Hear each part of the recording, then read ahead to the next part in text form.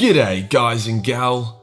If you're a reasonably new person to the wondrous soul-sucking hobby of Warhammer 40k, then you probably aren't aware of this shitstorm that occurred when Daddy Cool took his new Primaris Marines out of the fridge. Many a neckbeard trembled in rage, whilst crusty fedoras were angrily cast to the ground.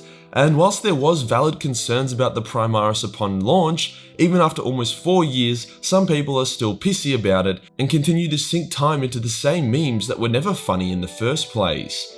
I personally believe the Primaris are a good thing for the lore, the tabletop, and my sperm count, but that's not what today's video is dedicated to. Before we get started, if you're watching this video, you probably like Warhammer.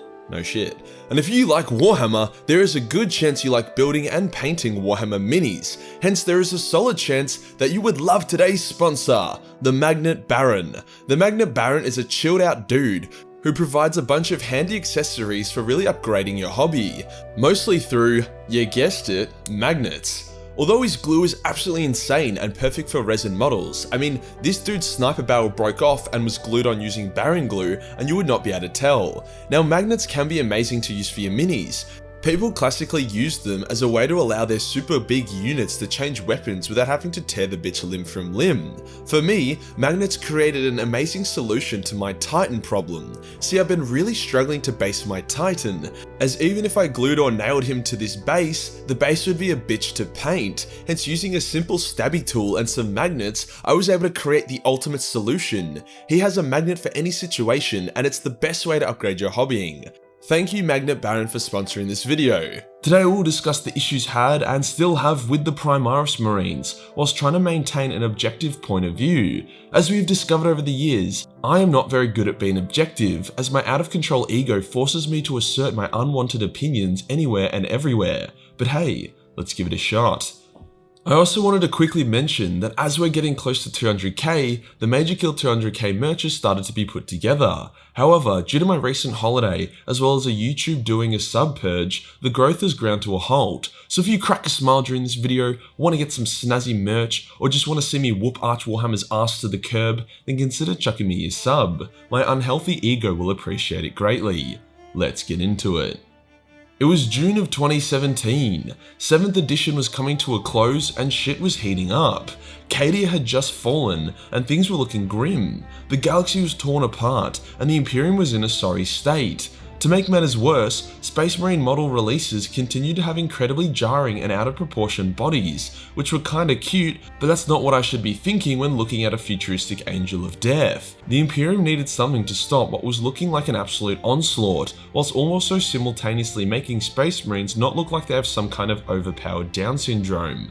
Then BAM! 8th edition hits, and Guilliman comes back to mixed reactions. After all, people still had PTSD from the Matt Ward era, where Ultramarines were the best and all other Marines wanted to suck them off. What would the Ultra Daddy bring to the setting? The answer is a lot, and he did it with style. Hating Guilliman is no longer cool, so huge props to GW for sorting that out. On top of this, Guilliman's mechanical abomination slash friend, Belsarius Cole, revealed that he had a fuck huge army of enhanced Astartes stored away in his fridge, and they were armed and ready to go.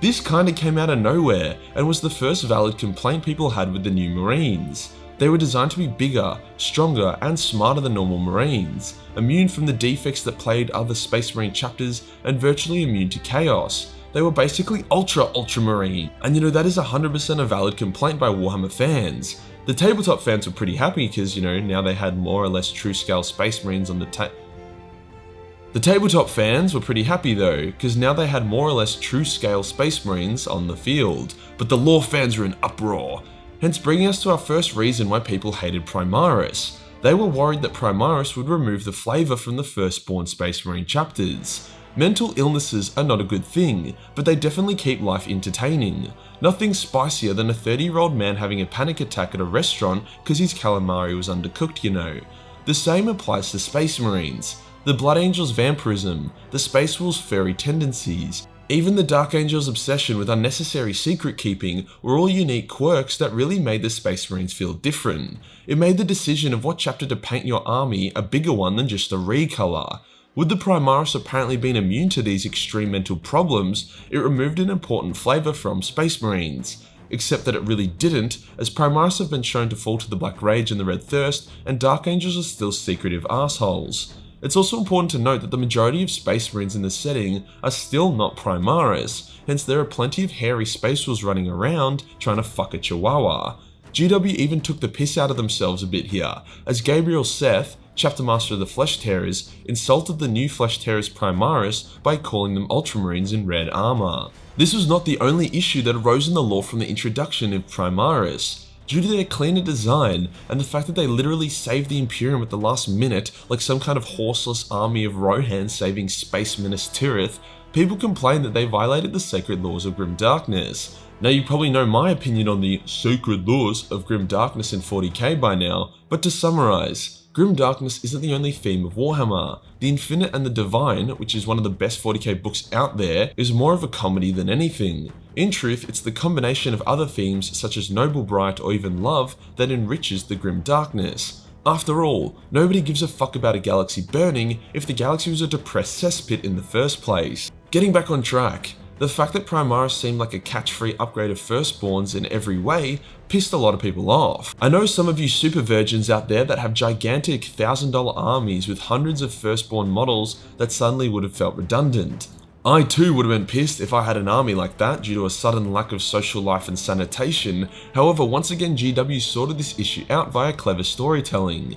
A good example of Firstborns still being relevant in the current setting was when a squad of Firstborns and a squad of Primaris were up against some demons. The demons used some demon voodoo to attack the minds and the will of the Marines. The Primaris despaired and were greatly affected by the attack, but the Firstborn shrugged it off due to their experience and mental strength. Gabriel Seth even squares up to a Primaris and beats the ever-living shit out of him, despite being a Firstborn, showing that skill and experience triumph over talent and strength. At this point, I'm pretty sure GW just made Gabriel the manifestation of all Primaris haters. That dude fucking hates Primaris. Whilst the Primaris haven't explicitly fallen to chaos yet, that doesn't mean they can't fuck up really badly and betray the Imperium. After all, the Primaris have only been active for a couple hundred years. If you think about it, with the Primaris receiving extra psycho-indoctrination, along with the fact that they were extra engineered to be chaos resistant, along with the fact that they have been seeing the horrors of chaos and its destruction via the Indomitus Crusade, it's not far-fetched at all to think that the Primaris aren't into that shit yet. Generally, it takes a significant event for a chapter to go renegade, then hundreds if not thousands of years to eventually make them fall to chaos. It would actually be completely unlaw friendly for Primaris to be falling at this point in the setting.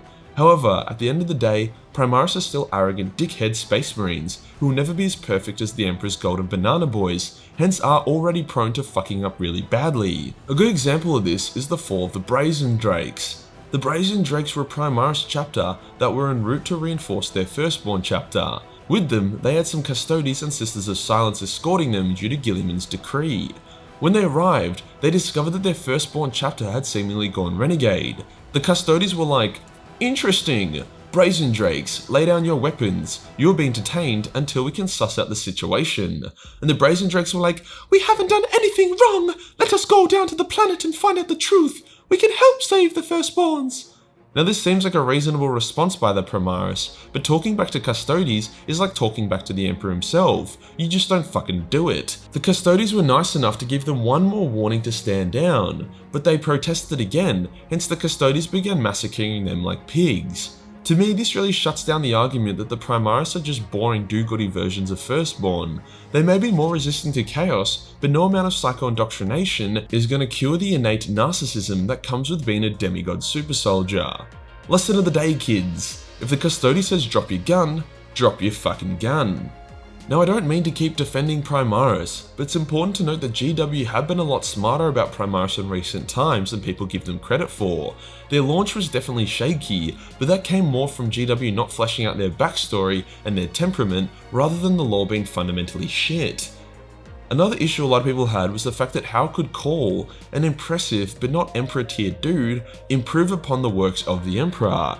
How could he make something that was a significant upgrade over the Emperor and his genius gene scientists? And this was a fair complaint, but it's important to note that Call didn't reinvent the wheel here, he just added a few extra screws to it. The Primaris only have like an extra 2 gene seed compared to Firstborn Marines, and 95% of the work was already there. Call just improved upon the template.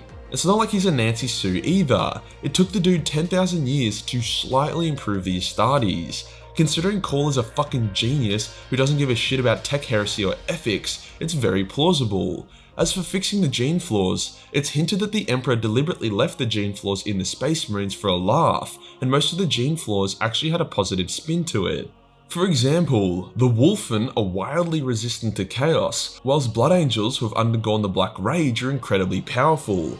Hence fixing these flaws was probably the easier part of making the Primaris. The Primaris had valid resistance upon their launch. Their apparent lack of personalities, faults and flavour, combined with the fact that people felt their fuck-huge army of terribly proportioned Firstborn Marines were about to become redundant, raised a lot of red flags. However, these worries have been addressed in my opinion and sorted out by GW, and if you hate them because you just can't stand their new helmet design, then just chuck a Firstborn helmet on a Primaris body. It works perfectly because of the previous aforementioned terrible proportions. That, or just eat a bag of dicks. And that does us for today, guys. Why people hated Primaris Marines. If you enjoyed the video and want to support the channel, then Patreon is the place to be, where only $1 per month give you access to a boatload of Warhammer hentai. Hit the subscribe button, then hit the real subscribe button for more primary content. Join the Discord for more memes, and I'll see you in the next one. Peace.